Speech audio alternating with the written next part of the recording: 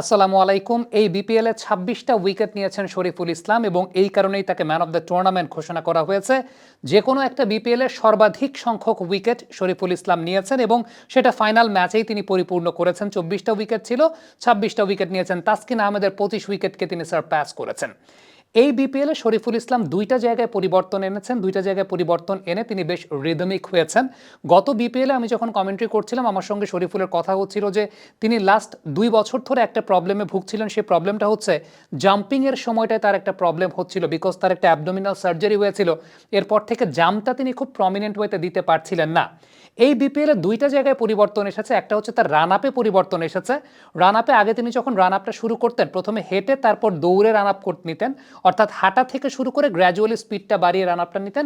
এই মুহূর্তে তিনি একেবারে শুরু থেকেই একটা কনসিস্টেন্ট পেসে রান আপ নিয়ে দৌড়াচ্ছেন, অর্থাৎ শুরু থেকে স্পিডি ওয়েতে, অর্থাৎ শুরু থেকে যথেষ্ট স্পিডে দৌড়ে তিনি তার রান আপটাকে সম্পন্ন করছেন এবং ডেলিভারিটাকে সম্পন্ন করছেন। অর্থাৎ তার রান আপে একটা গঠনগত পরিবর্তন তিনি এনেছেন। এখানে আসলে কি উপকারটা হয় সেটা একটু পরে ব্যাখ্যা করছি।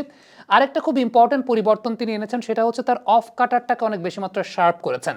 একদিক থেকে অফ কাটারটাকেও শার্প করেছেন, আরেক দিক থেকে সিম আপ বলে তিনি যখন ডানহাতি ব্যাটসম্যানের জন্য বল বের করে নিয়ে যাওয়া কিংবা বাহাতি ব্যাটসম্যানের জন্য বল ভেতরে ঢোকানো যে বলটা আসলে সেই বলটা অনেক বেশি মাত্রায় শার্প করেছেন, যেটা শরীফুলের ক্ষেত্রে আমরা জানি যে তিনি যখন ডানহাতি ব্যাটারকে বল ভেতরের দিকে ঢুকান এই জায়গাটা তার অনেক বেশি মাত্রায় শার্প। তবে এই বিপিএলে যে জায়গার শার্পনেসটা তিনি বাড়িয়েছেন সেটা হচ্ছে away going ball for the right handers, সেই জায়গাটাতে শরীফুল ইসলাম অনেক বেশি মাত্রায় শার্প হয়েছেন। আমি একটা বলের এক্সাম্পল আপনাদেরকে দেখাতে চাই, যেটা একজন বাহাতি ব্যাটসম্যানকে শরীফুল করেছিলেন ইনকামিং। এই বলটাতে ১৩৫ কিলোমিটার প্রতি ঘন্টার মতো একটা বল ছিল, তবে সে বলটা ভেতরের দিকে ঢুকেছে এবং অনেকটা কাটার কাইন্ড অফ ডেলিভারি, অনেকটা of cutter kind of delivery, তবে সেক্ষেত্রে পেসটা ছিল ১৩৫ কিলোমিটার প্রতি ঘন্টার মতো এবং এই বলগুলো এই বিপিএলে তাকে একটা অনন্য উচ্চতা দান করেছে। আপনি খেয়াল করে দেখবেন এই বলগুলো রিলিজ করার সময় তার গ্রিপ পজিশনটা আসলে কেমন। তার গ্রিপ পজিশনের ক্ষেত্রে তার মিডল ফিঙ্গারটা সিমের উপরে, তার ইন্ডেক্স ফিঙ্গারটা সিমের চাইতে একটু বাইরে এবং the seam was pointing towards the batter when the batter is left hander, অর্থাৎ সিমটা ব্যাটারের দিকে পয়েন্ট করছে, ব্যাটার যে সময় বাঁ হাতি এবং ব্যাটার যখন ডান হাতি তখন আসলে ব্যাটসম্যানের থার্ড ম্যানের দিকে। তবে এক্ষেত্রে যখন বলটাকে রিলিজ করছেন খেয়াল করে দেখবেন যে বলটা কিন্তু was moving like a butterfly, অর্থাৎ প্রজাপতির নাচনের মতো অনেকটা ওয়েবল সিম ওয়েতে বলটা গিয়ে ড্রপ করছে এবং তারপর সেই বলটা ইনকামিং হচ্ছে, যেটা বাঁহাতি ব্যাটসম্যানের জন্য বলছিলাম। ঠিক সিমিলার প্যাটার্নে বলটা কিন্তু ডানহাতি ব্যাটারের জন্য আসলে আউটগোয়িং। সো শরীফুল এই বিপিএলে এই ধরনের ডেলিভারিগুলোকে অনেক বেশি মাত্রায় শার্প করেছেন। এবারে যে সেকেন্ড পয়েন্ট আমি বলছিলাম সেটা হচ্ছে যে শরীফুল তার রান আপে পরিবর্তনটা এনেছেন এবং এই পরিবর্তন আনাতে আসলে উপকারটা কোথায় হয়েছে। উপকারটা সবচাইতে বেশি যেটা হয়েছে সেটা হচ্ছে প্রত্যেকটা লেন্থে তিনি পেসটাকে ব্যবহার করতে পেরেছেন। এই বিপিএলে কিন্তু পেসের জায়গাটা যথেষ্ট প্রমিনেন্ট ছিলেন শরীফুল ইসলাম, এবং যখন আপনি শুরু থেকে একটা পেসে রান আপ নিয়ে বোলিং করবেন আপনার মূল বিষয়টা আসলে কি ঘটে সে ব্যাপারটা একটু ব্যাখ্যা করতে চাই। আপনি যখন শুরু থেকে একটা কনসিস্টেন্ট পেসে, অর্থাৎ শুরু থেকে জোরে দৌড়ে আপনার রান আপটা শুরু করবেন, ডেলিভারি স্ট্রাইডে আপনার মোমেন্টামটা অনেক বেশি মাত্রায় তৈরি হবে এবং এক্ষেত্রে সবচেয়ে ইম্পর্টেন্ট ব্যাপার মোমেন্টামটাই তৈরি হওয়া। ফ্রন্ট ফুট ল্যান্ডিংয়ে বেশি ফোর্স তৈরি হবে, বলটার পেস বাড়ানোর সুযোগও থাকবে।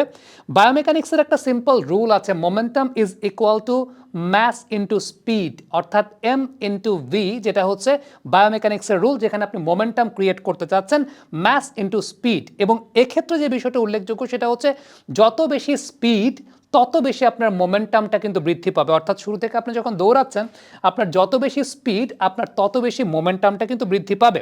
এক্ষেত্রে আরেকটা ইম্পর্টেন্ট বিষয় হচ্ছে ফুল স্পিডে রান আপের ক্ষেত্রে যে বিষয়টা ঘটে তা হচ্ছে ফ্রন্ট লেগে প্রেশারটা বেশি পড়ে, হিপ এবং থাই মাসলস বেশি স্ট্রেচ হয়, ইলাস্টিক এনার্জি জমে, ফলে ডেলিভারির সময় অ্যাকশন হয় আরও অনেক বেশি মাত্রা এক্সপ্লোসিভ।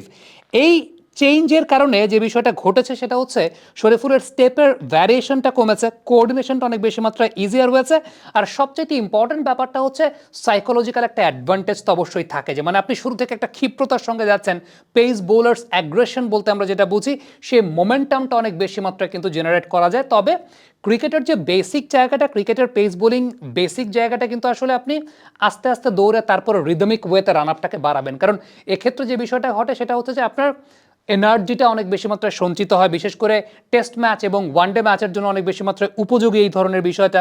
দ্বিতীয়ত যে বিষয়টা সেটা হচ্ছে আপনার কনসিস্টেন্সিটা, আপনার রিলিজ পয়েন্টের কনসিস্টেন্সিটা অনেক বেশি বজায় থাকে, যেটা একদম বেসিক জায়গা। তবে শরীফুল টি-20 ক্রিকেটের জন্য এই চেঞ্জটা করেছেন, যে চেঞ্জটা আসলে রান আপে তার মোমেন্টামটা, তার স্পিড মেইনটেনেন্সটা অনেক বেশি মাত্রায় বাড়িয়ে দিয়েছে, এবং যেটা এই বিপিএলে তার সাকসেসের অন্যতম বড় কারণ।